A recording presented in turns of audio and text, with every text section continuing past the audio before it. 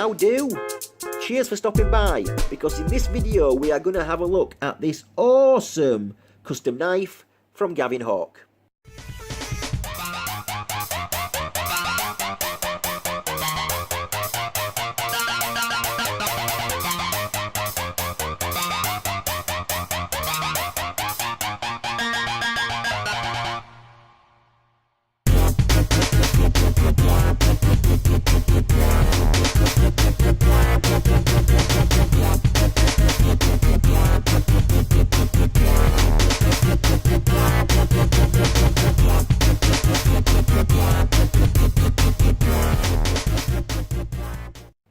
This, my friends, is the G&G Hawk Tangent, and it is one of my favourite custom knives in my collection, and one of the main reasons for that is that it is a UK legal carry knife. Why is that? How can this be a UK legal carry knife? I thought it had to be a knife that was a 3-inch blade or under and non-locking. Well, my friends, this is a 3-inch blade and it's non-locking.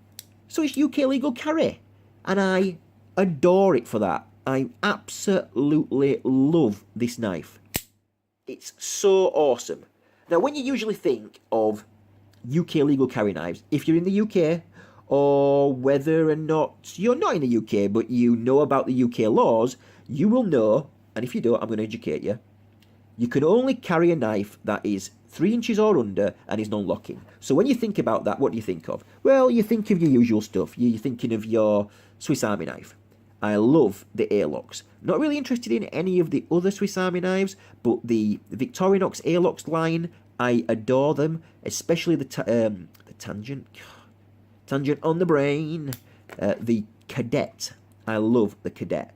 And I've always wanted a few different colours of this, and I managed to score a red one recently, off of Mastrop of all places, so I'm very excited to get that knife. Yes, love it. This is a brilliant UK legal carry knife. In fact, anywhere in the world, this is a brilliant EDC tool. I think every knife addict would agree. Affordable, well-made, brilliant quality, you know, brilliant. How can you say no to this? Another knife that you think of for UK legal carry are traditional knives, so your traditional old-timer slip joints. Now, again, I haven't been interested in these for a long time, but I tell you what, recently I've really started to take notice, and I've been getting a real yearning to build my slip joint collection. Now, this is one I've had for a couple of years. This is a Case swayback jack, and again, this is a non-locking 3-inch blade, UK legal, totally non-assuming. Really like this knife. But I have got a yearning for some Barlows and Zulus and gunstocks, and in particular a Lannis clip. And I managed to find a maker at a really great price who is making me a Lannis clip at the moment. And when that comes in, I will share it with anybody who wants to watch the video. So I'm very excited about that. But this is what you think of. These are the types of knives you think of when you think of UK legal. You know, non-locking knives, non-assuming knives. Totally cool. But at the same time, we are allowed to own in the house locking knives. For example, this is a Kershaw OD1, long discontinued, love this knife. It's over 3 inches and it's a locking knife. What does that mean? Well, it means that I can put it in my pocket in the house, but the law says that I'm not allowed to put it in my pocket and take it out of the house. Okay, fair enough. That's the law. Alright, I think it's a stupid law, but that's the law. So the Tangent fits into this amazing realm of ridiculousness with the UK legal laws. It doesn't lock, and it's a 3-inch blade. Now, I was very excited when Gavin brought this knife out, when he started, you know, prototyping the Tangent, and then he started making the Tangent, because I was already an owner of the Beetle. You've already seen this on a previous video. I've had this heavily customised, the beautiful engraving on it, one of a kind, amazing knife. This is way under 3 inches. Again, non-locking. It's part of 3 different designs Gavin did, these non-locking knives. This was the first one. No, was it the first one? No, this was the second design. The first one was the Lynx. This was the second, much smaller, the Beetle. 2.5-inch blade, completely UK legal. So I knew what they were about, and I knew the amazing engineering that went into them. I loved the idea of the transforming knife, the transforming handle, the way that when you grip it, it will lock not really lock, but just be more secure in your hand. So it won't flop around like this. When you grip it, it's more secure. I can still break that lock. There you go.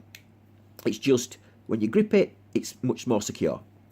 So I was already a fan of the Beetle, and then the Tangent came out, and it was like, oh my goodness me. The Tangent is so much better looking than the Beetle. I mean, look at them. Look how slick the Tangent looks. In the open position, look at the lines on the Tangent. Look at that blade compared to the Beetle. The Beetle's a good looking knife. It's a cool looking knife. But for me, this thing is the ultimate. Gavin did such an amazing job designing this knife.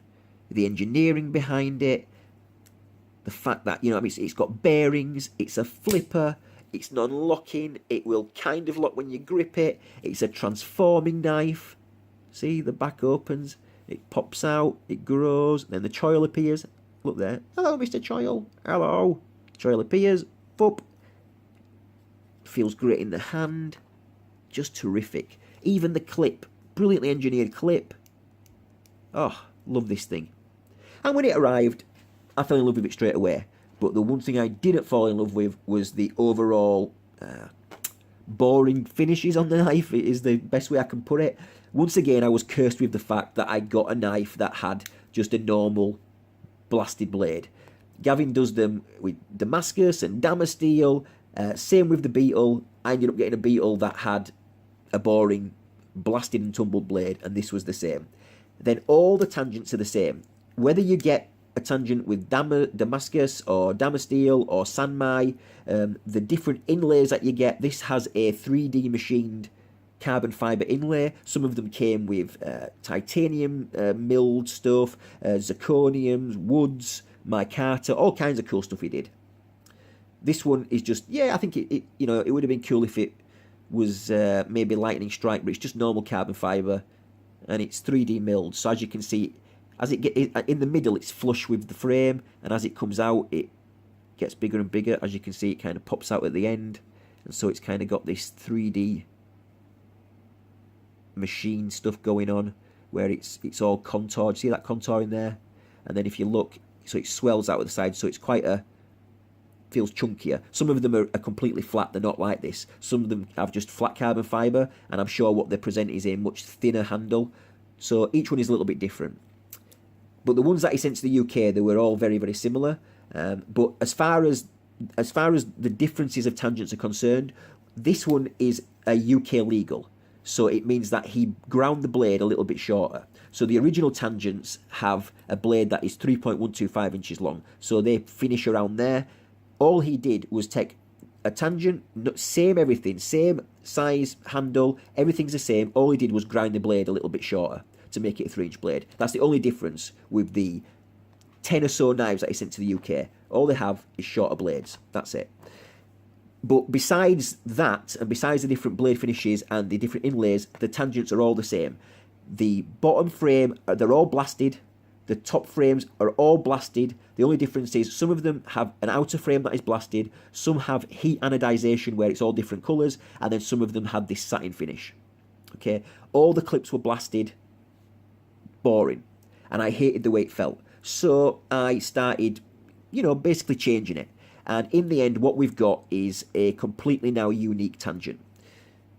What we'll do is we'll talk about the blade first. The blade was a normal blasted and tumbled blade. It's either S35VN or LMAX. I don't know which one. But it was boring as hell. And after sharpening it one day, I ended up kind of putting some scratches on it, and I hated the way it looked. So I ended up trying to fix it. I ended up trying to tumble it again, and ended up one time tumbling it and then putting a satin on the flats, and it looked pretty good. But in the end, I wanted something a little bit more special. And I don't have the equipment, the setup, or the skill at the moment to do a beautiful hand rub satin finish. But there is a maker here in the UK who I contacted by the name of Phil Harvey.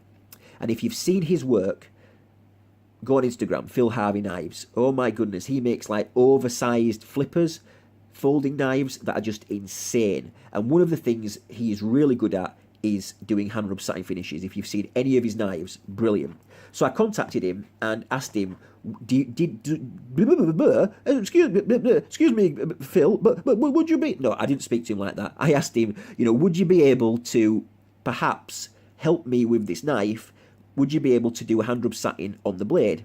He was really receptive. He was brilliant. He said, yeah, look, I've got a bit of downtime. I'm waiting for some material to come in. Send me the knife. I'm always interested in checking other custom knife makers' work out. So this one sounds really amazing and exciting. Send it to me. So I sent him the knife. He had a nice play with it. He got to experience the amazing engineering. And then he put this wonderful satin finish on the blade. And as far as I'm concerned, as far as I know, this is the only Tangent that has a hand rub satin blade on it.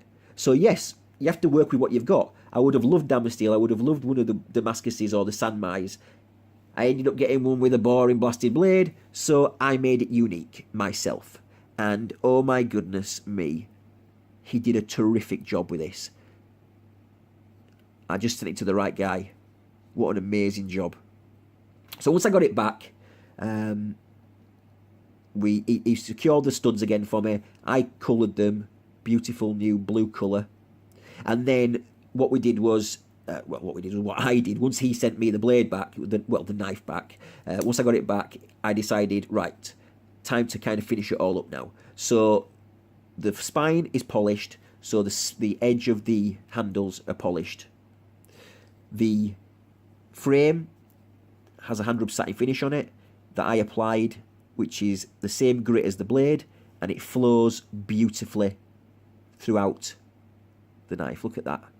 Beautiful satin all the way through onto the blade. Amazing.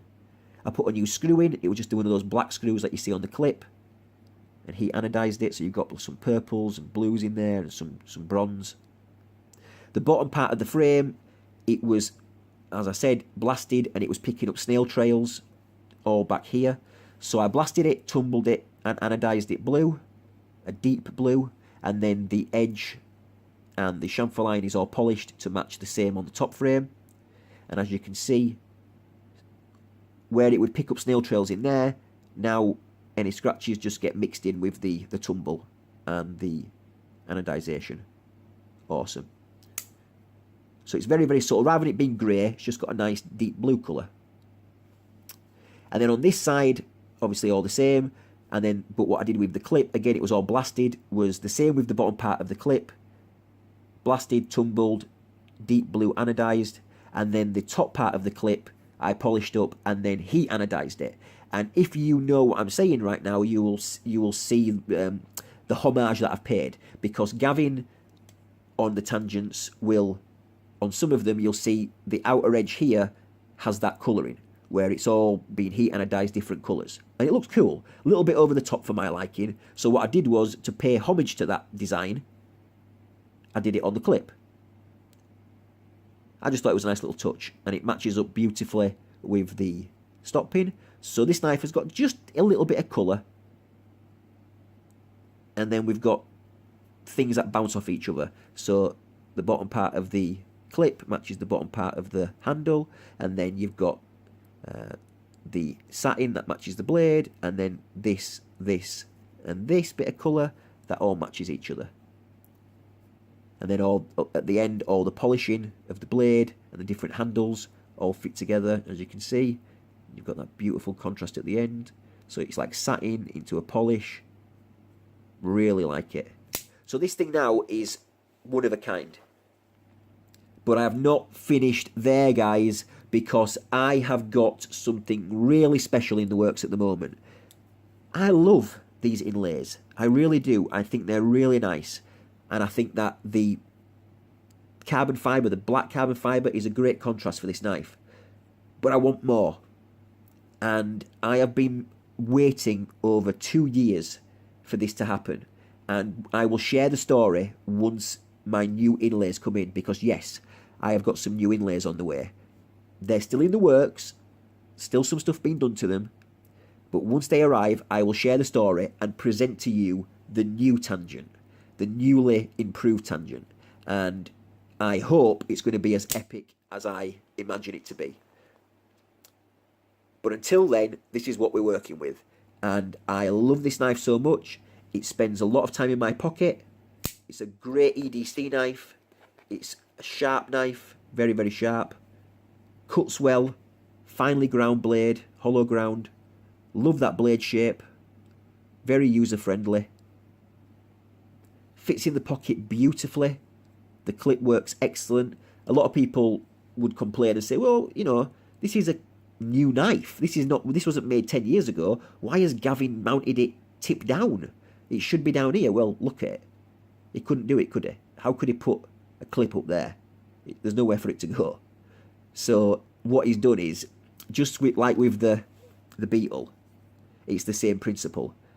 The pivot goes through the clip. So that's the pivot screw there and there. Okay, that's the pivot. Same with this one. That's the pivot screw and that's the pivot screw there. So that's just the way he designed it. And I haven't got a problem with this. This is not a tactical knife. This is a EDC knife, and there's no problem at all with the way this clips into the pocket. And you know, you clip it out of the pocket, and it really doesn't matter at all that it's tipped down. Doesn't bother me in the slightest. In fact, you don't have to have every knife with a tip up clip. You know, yes, I've got a lot of them are like that, but not everyone has to be that way. And so, you know, variety is the spice of life, as they say. So, yes, I love this knife. I'm sure you appreciate it.